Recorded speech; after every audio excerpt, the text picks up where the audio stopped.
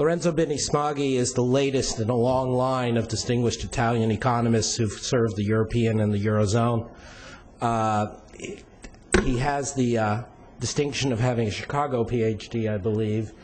Despite that, went on to do constructive things in government service. I'm a Harvard person, so I have to say that. Had a very distinguished career at the European Monetary Institute, the precursor to the European Central Bank, and then in the early days of the European Central Bank, leading some of their research and strategic efforts.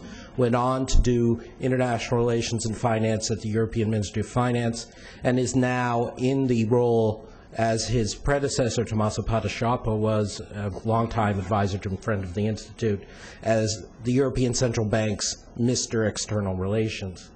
We are delighted to have him with us today. We look forward to his insights and maybe some of the same questions and new ones being placed to him in due course. Thank you very much for joining us, Lorenzo.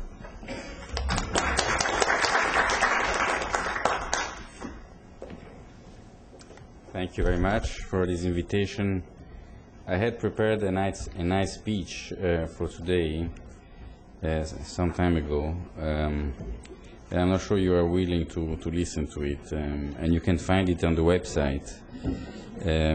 Actually, it's already out because our policy is to send out as we speak, so you can read it if you are interested. It's about what it requires to become an international currency. What are the benefits? What are the prospects for the euro to become an international currency? What are the pros and cons? I would like to read maybe my conclusions of the speech and then maybe move on to some other topics, because I was quite excited by the previous discussion. Maybe I should not have come so early, but I would like maybe to anticipate and maybe give a more optimistic long-term view about Europe and the euro. It seems to me that many of the things that were discussed could apply exactly the same to the US. When you talk about economic growth, governance and so forth, but nobody in the US is thinking about the US being an incomplete project, as we in Europe, we talk about Europe. So I would like maybe to put things a bit more into perspective and explain why, if you look at the history of Europe, I would be a bit more optimistic. Because in the end, Europe moves from crisis to crisis. And if you think about, and that's my conclusion basically, if the birth of the euro, it came from a crisis. That was the 1992-93 crisis, a currency crisis which basically proved what economists knew for some time, that it's not possible to have a single market with full capital mobility and exchange rate stability with national monetary policy. So the alternative was either to give up the single market, to reintroduce capital controls and to move back, or to create a single currency. And in the end, the political choice at that time was to maintain the single market, because that's really something that everybody recognizes is so important. And we moved to a single currency, the euro. Now, I think that the current crisis, which was not created in Europe, I think may be addressing some of the similar challenges going forward for Europe. So either within the existing governance and policies as they are organized, we are able to move forward, or certain things will have to be reorganized. And I think this is something that national authorities know very well.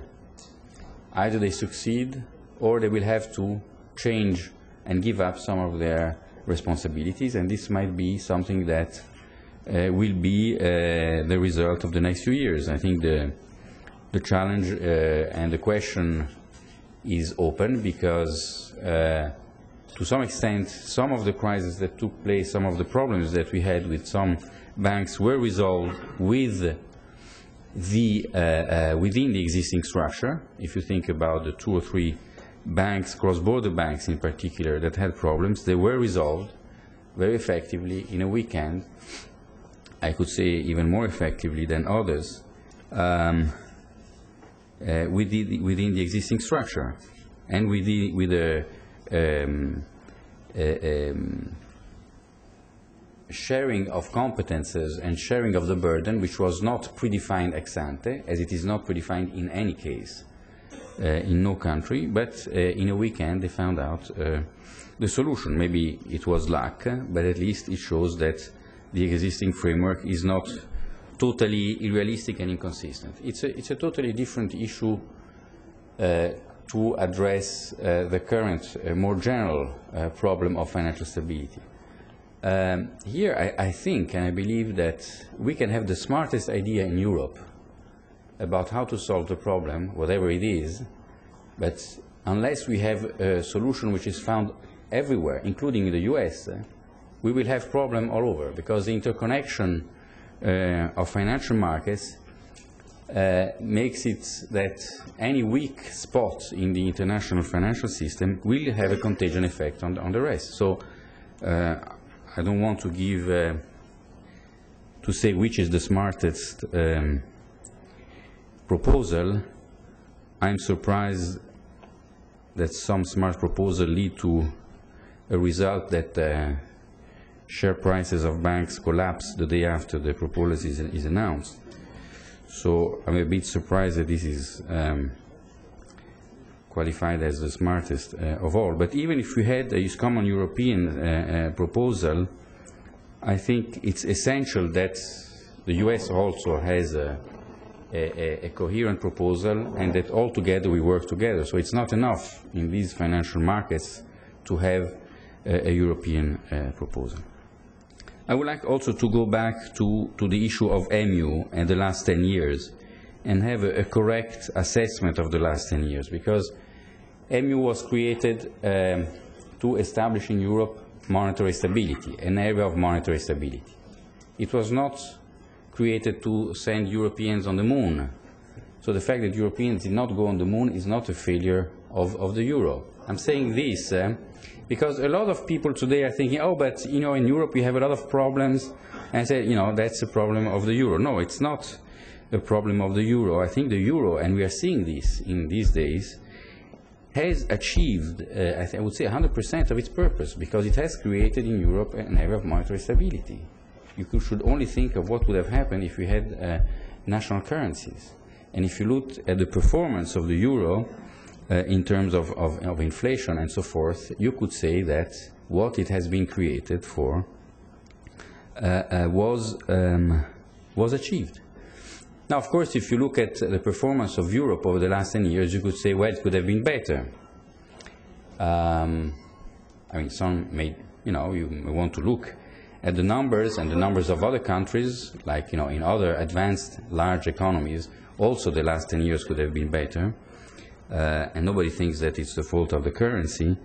But if you think about what are the problems of Europe, also in terms of being able to become a major currency union, I mean, there are problems that are typical also to advanced economies: productivity growth, education, flexibility of the labor markets, improved competition, and so forth. And these are all competences that have remained in the member states. The biggest challenge, in my view, for the years to come is the educational system in Europe, as it is in the US, by the way. I think all what I'm saying applies to the US.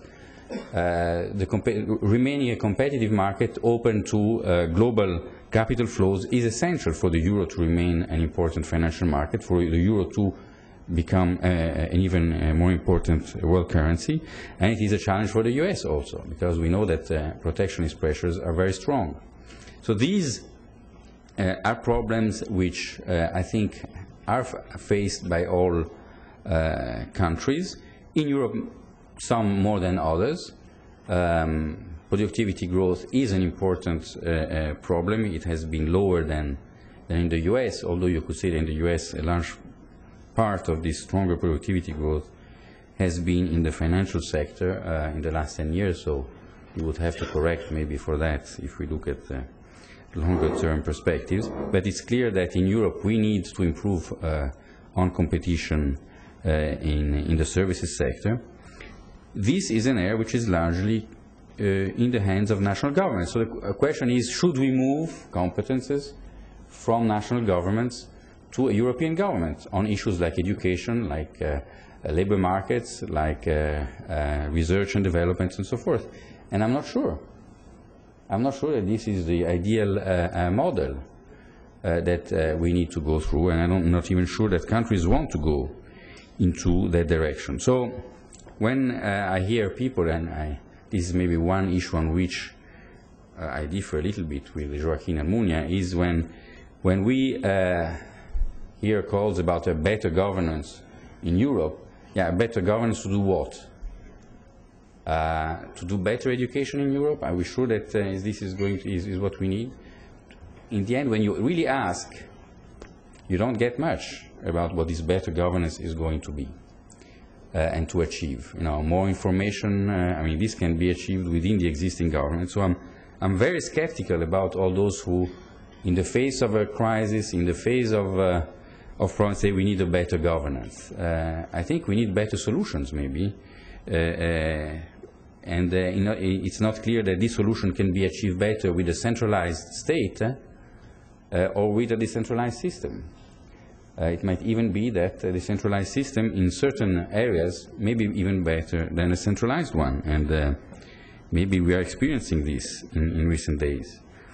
Clearly, one issue is the financial markets and the supervision of financial markets. And as I said, the challenge, this is one of the major challenges of the current crisis, is whether national solutions are viable within a framework, of a single market framework as the one we had. I think we will find out, as we already know, that there are some loopholes, in particular the fact that there is a lot of leeway that countries have to transpose national legislation, European legislation at the national level, and this creates incentives to compete between regulators and supervisors, and this will have to be addressed, I think.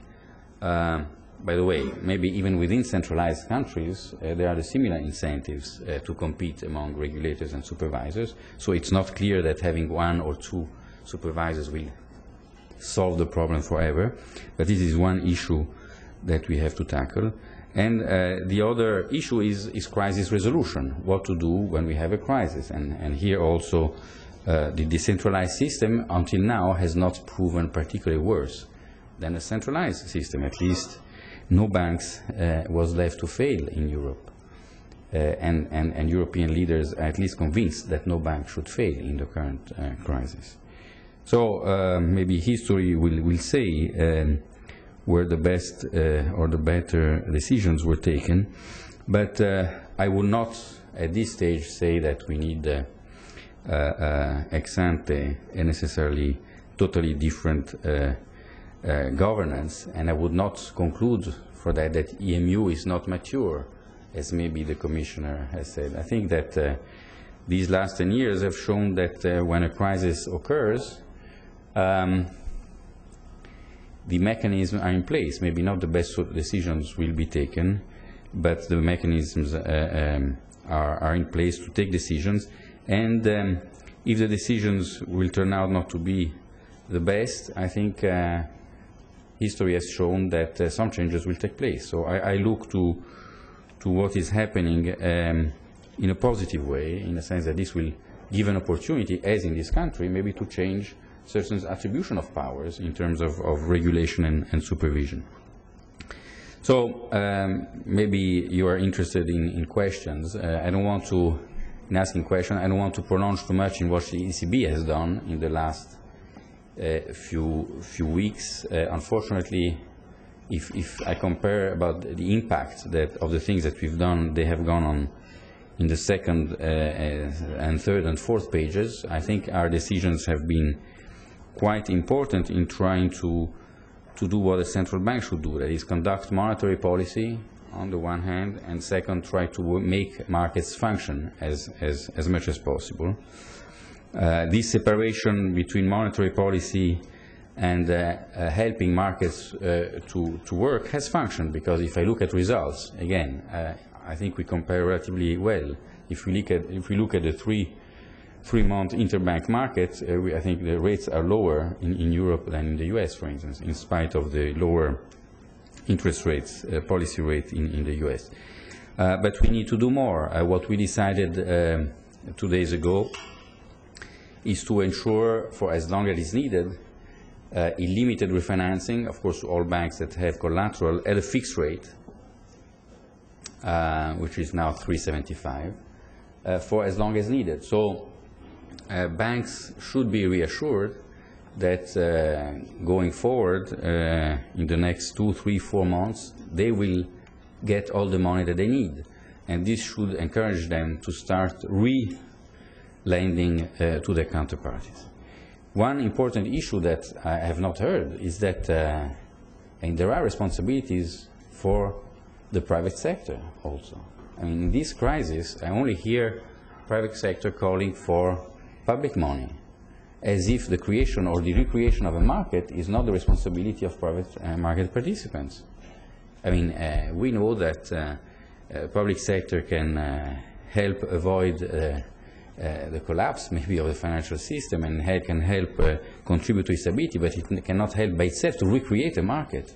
And here we need the responsibility of the major banks, who are receiving substantial support from the public authorities to restart the market. And in the end, it's lending to each other. So I think we have to have a commitment by the major players to play again.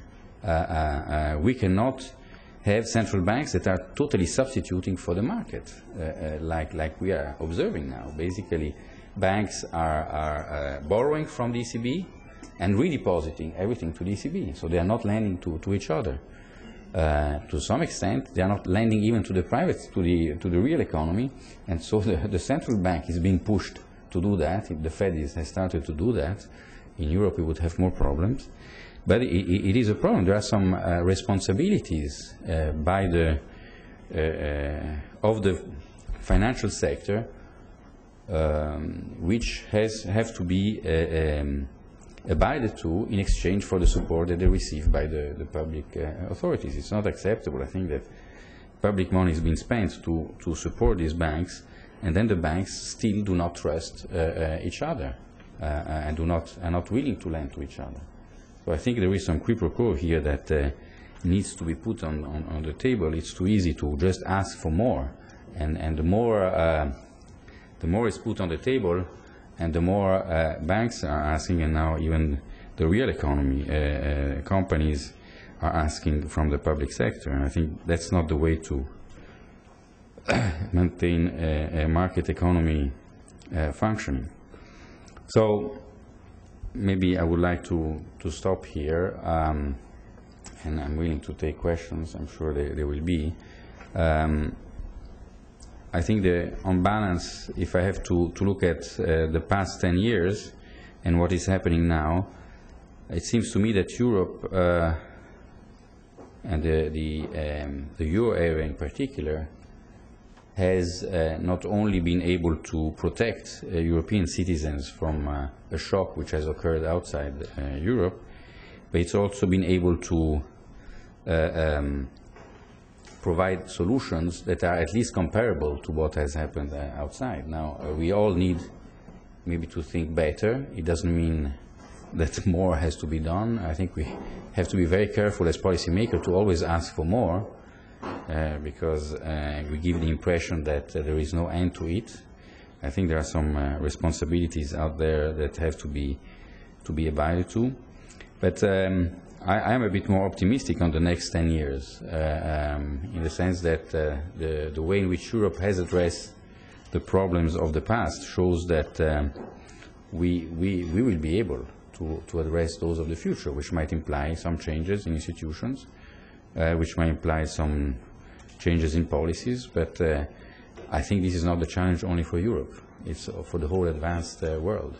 So we need, I think, to work together to also learn from each other, but overall I'm a bit more optimistic maybe than others. Thank you. Thank you very much.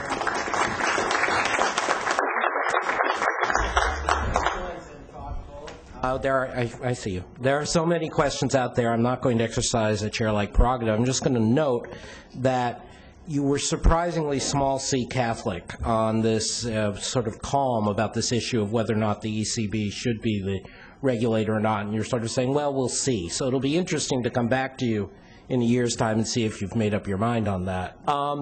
What I'm going to ask people to do is we're going to group questions in pairs, not because based on geography in the room, just simply because we have a tight schedule and we want to make sure everyone gets in. First pair are the two distinguished-looking gentlemen over here, but please identify yourself. My name's Thomas Harris. I'm with Standard Chartered Bank, and I want to commend you on making the important point that this is a global crisis and it's not a European crisis. And the question I want to ask you is about medium-term lessons to be learnt in terms of banking supervision. Because a bank like mine, which operates in 75 countries around the world, the whole issue of harmonization and cooperation on banking regulations and supervision is critically important. And quite frankly, the idea of setting up some sort of European banking supervisor is almost a joke in a world of a globalized banking industry. So my question is, at the moment, our industry, for all intents and purposes, the rules are set at an international level by the Basel Committee, which has 13 European members, including Luxembourg. It has one Asian member, Japan. It does not include India, it does not include China, Hong Kong, Singapore. What is the attitude of the ECB? Where should we be in terms of improved international banking supervision? And I'm talking clearly not about now, but in 2, 3, 4 years' time. How can we move from the nonsense that we have at the moment, an international architecture rooted in the 1980s, to one that's fit for the 21st century? Well, there's an unrepentant banker. Stone. Good morning. My name is Harbjørn Hansson.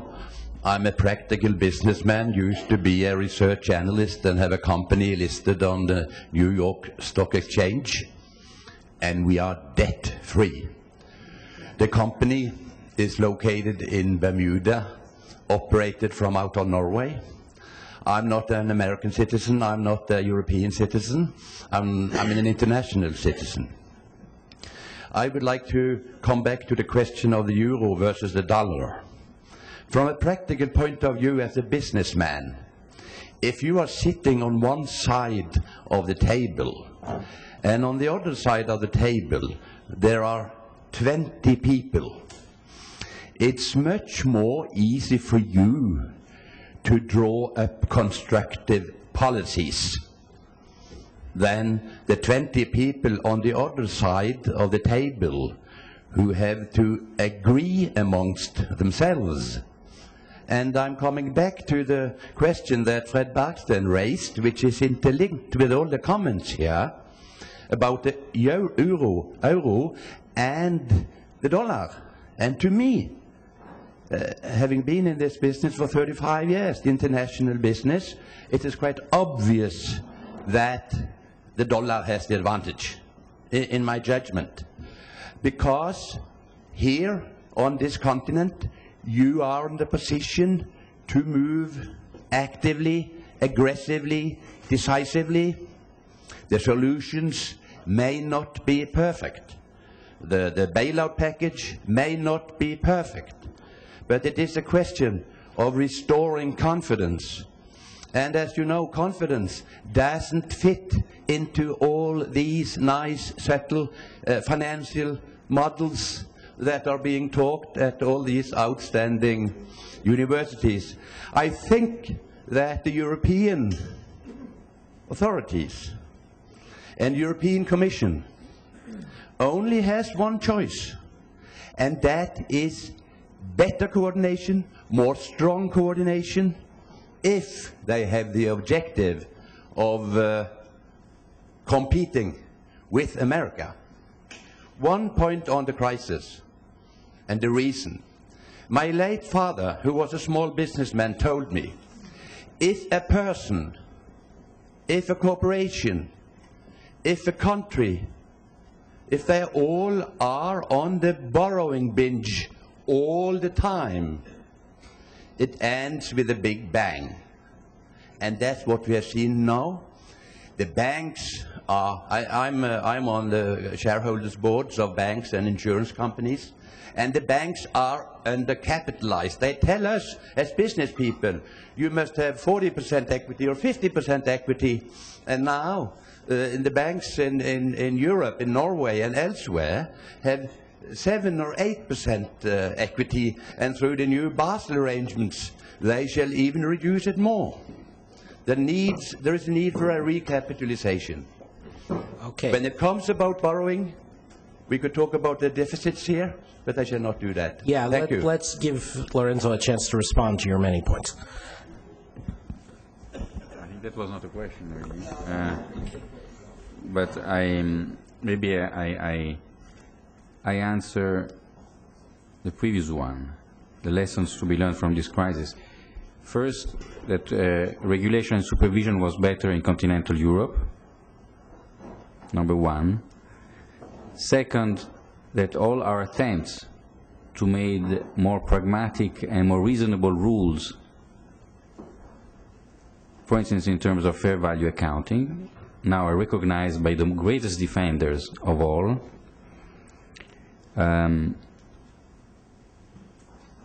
Cooperation is key, but I think what is undermining cooperation is competition between financial centers and those supervisors who make the interest of these financial centers and puts the survival and the life of financial centers at the top of their priority. And if you do that, then you're more willing to compete than to cooperate. So that is one of the problems that I see going forward, and that I think we have to look at. How is it possible to put together competition and cooperation? Because the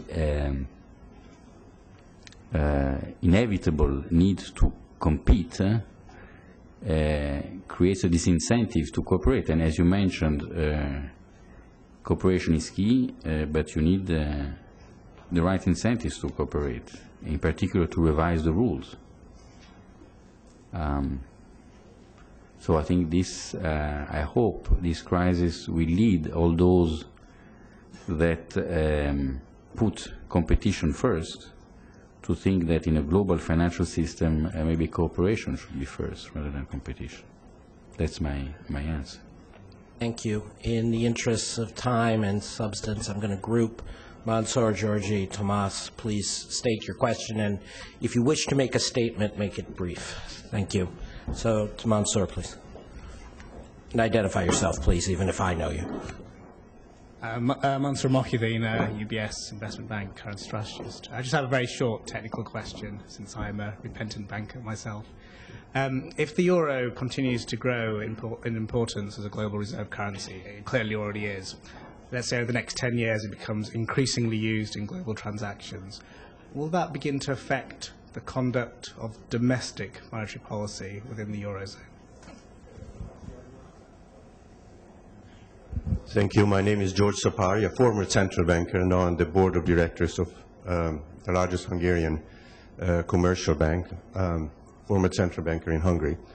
There is a consensus that one of the reasons of this crisis is that there was a flush of liquidity, excessive credit expansion, and that the Fed kept the interest rate too low for too long.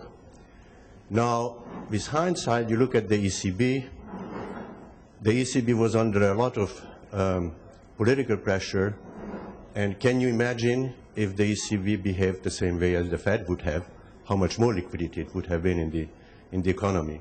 So the ECB comes out very well, I think, on this score, having resisted to the political pressure, and I am sure that Lorenzo will agree with this, so my question to Lorenzo is different.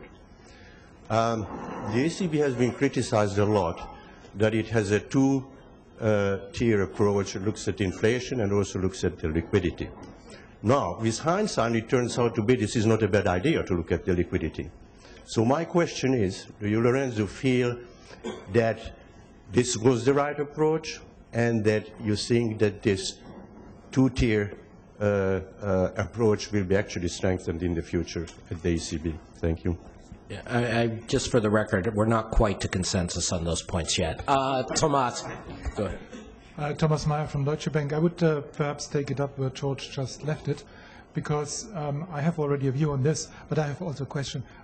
I, with all due respect, disagree that you can separate liquidity management from interest rate policy, because I think that we have a very severe financial crisis that is likely to lead to a significant recession, and you need to have both instruments in place to counteract both problems. Moreover, here I come to my question. I think, I also, with all due respect, I don't think that your calls on the private bankers are now to lend to each other and to the rest of the economy will actually have much effect, because every private banker feels at his utmost responsibility to protect in these difficult circumstances his own institute. So therefore, we have a severe credit crunch already in the money markets that is going to spread over to the real economy. And as we speak these days, you can hear this already arriving at the real economy. Now here comes my question. Sorry for the lengthy introduction. The Fed, I think, has moved in the right direction by now opening up its window even to non-banks to lend in this emergency situation by accepting commercial by setting up a commercial paper fund. I think it's absolutely important, in my humble view. Is the ECB at all considering such a move, and would it help out the non-banks to overcome this crunch? Thank you. This will be Lorenzo's last word as we continue our cycle of the global financial all-stars, and we're grateful to him for covering so much ground in such a short time. Well, on the first question, I have it in my speech. If the growth of the euro affects monetary policy, I'm sorry, I refer you to that. Maybe it certainly has an impact. On separating inflation and liquidity, I was looking at 3-month money market this morning. The euro is 5.23, and our refinancing rate is 3.75. In the US, the 3-month was 6.25. And the short-term rate is 150. So I think this gives you the answer that you can separate, which also means that you can conduct your monetary policy in a way with a target, which is clear, well understood by financial markets. And clearly, if you are facing a major crisis which has an impact on your target, you have to take into account, and that's what we did. On what Thomas Meyer said, I think the task of the ECB is also to protect the taxpayers. The bankers want to protect themselves, I understand this. They don't seem to be very successful, it seems to me, in those days. I think that when it comes to taxpayers, it's the government's role. It's not the central bank. So I think we are lucky in Europe to have this clear separation, and I think this is part of the success so far of what has happened in Europe. I think that banks have a responsibility to create the market, and if they think that they can survive only by interacting with the central bank, is the beginning of the end. There's no role for banks. If you're there just to not to lend to the private sector and to borrow from a central bank, it's the end of your bank. Unless you start reconstructing a market with the other banks, you're going to be out of business in a very few days or months, it seems to me. So I think you should rethink a little bit your approach to how the current crisis is unfolding. I think we need the contribution of all. Taxpayers, with a proper democratic process, as we see it's not easy, but we have to take into account. But we need market participants. Market participants cannot shirk. And I would like public authorities to be more vocal on this. When they grant support to the banks, they should ask the banks to be part of the solution. And actually they are not, at least in those solutions that I have seen. So I think I answered all of them. Thank you. A model of clarity and concision, especially for a central banker. So let us all put our hands together and say thank you to Lorenzo Bini Smaghi.